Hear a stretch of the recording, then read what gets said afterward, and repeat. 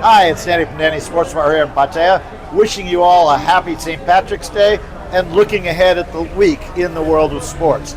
A lot going on this week. We'll start off with the Champions League the next two nights, Tuesday night, Wednesday night, the second leg of the round of 16 games. Teams going ahead, we'll find out by the end of the night Wednesday who's going to be in the Champions League quarterfinals this year. Several of the ties almost look like they're decided. Several 3-goals or even 5-goal difference after the first leg. But we have a few close games. Barcelona playing at home to Newcastle. That game was 1-1 when they played at St. James's Park, so the aggregate 1-1 going in. Same for Arsenal versus Leverkusen. They played it in Germany last week, 1-1. And Liverpool was away to Galatasaray, lost 1-0. They get the home leg at Anfield to try to recover that. There's even some of the games that are 3-goal differences that people say, well, why not?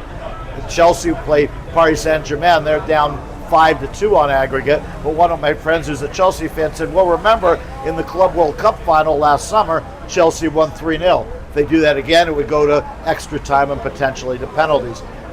We'll see if that happens. We'll see if any of those happen the next two nights. The round of 16 of the Conference League and the Europa League, that will be Thursday night. We'll move on to the weekend in European football, and I'm going to speak specifically about 5 games on Sunday night. Big day on Sunday. There's games on Saturday, a lot of games on Saturday, but some big games on Sunday. We start off at 7 p.m. with Newcastle against Sunderland. It's a Tyne-Wear derby, and not only is it the Tyne-Wear derby, but because Sunderland hadn't been in the Premier League for a while, it's the first time they've played at St. James's Park in 10 years. Huge for both of those teams, for both of those fan bases. This game is massive for them. That's at 7 p.m. At 9:15 p.m. on Sunday, a game that is massive in terms of the relegation fight in the Premier League this year. Tottenham Hotspur, a surprise entry in that relegation fight, playing at home to Nottingham Forest. Spurs got a draw with Liverpool on the weekend. Forest also got a draw against Fulham. In fact, all 4 teams, it's really 4 teams for one spot, with Wolves and Burnley almost certain to go down. All 4 of those teams got draws over the weekend. Well, Spurs play Forest. If there's a winner in that game, obviously it would be a big shot in the arm for either of those teams. Spurs 1 point ahead of them, 1 point ahead of West Ham, Leeds just ahead of Tottenham Hotspur. There's still a few weeks to go in the season. This isn't decisive, but it would be a big game. Then we move on at 11:30 to the Carabao Cup final. Manchester City against Arsenal. Normally we're talking about these two teams as it relates to the Premier League, the title race in the Premier League, but they have the week off from the Premier League this week to fight for the first cup final in England this year. The Carabao Cup final, the least of the trophies that the English teams play for, but it's still silverware, and it's something that Arsenal would very much like to win.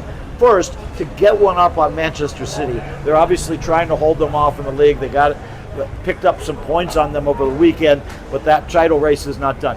Also, Arsenal, surprisingly, given their success in other things, haven't won the League Cup, as it used to be called, the Carabao Cup now, since 1993. They've only won it twice in the history of it. Manchester City have had much more success in the Carabao Cup. In fact, they won it 4 times in a row leading up to 2021. They haven't won it since then.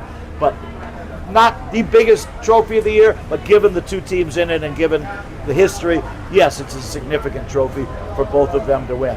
And finally, the last game we'll talk about that, or 2 more games we'll talk about that day in other countries. One, 8:30 on Holland, Feyenoord against Ajax. Normally, this is the Klassieker, the big game in Holland. Right now, PSV are in first place in the Dutch league, in the Eredivisie. Feyenoord are second, but quite a ways behind, and Ajax actually in 4th place. So in the terms of the Eredivisie race, this is not the biggest game of all, but for those 2 teams and those 2 fan bases, always a big game. Another big game for teams and fan bases, 3 a.m. Sunday, Real Madrid against Atletico Madrid, the Madrid derby.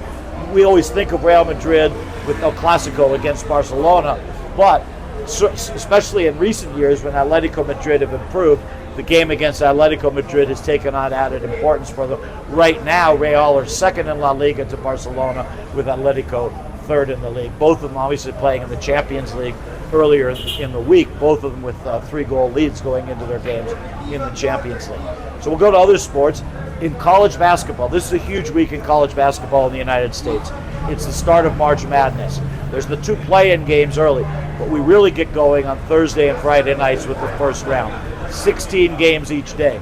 We'll start just after 11 p.m. our time. There's one game that starts 11:15, another 11:30 or 11:40. We'll have all the games as long as we're open from 11 o'clock to about 4 a.m., maybe even a touch later on Thursday and Friday. Then on Saturday and Sunday, the second round, as we get down to the Sweet 16 in the NCAA tournament. That's exciting for, I think, every American sports fan and certainly anyone who follows college basketball. We'll look a little bit at Australia.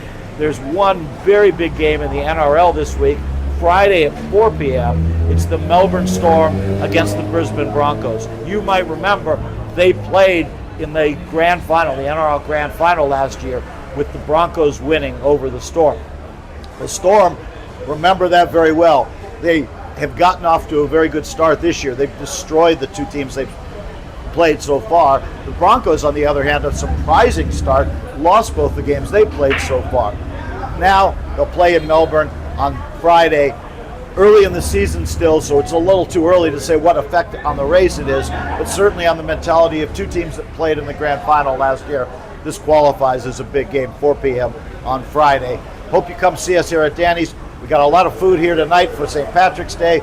We've got a lot of fun all through the week and a lot of sports going on.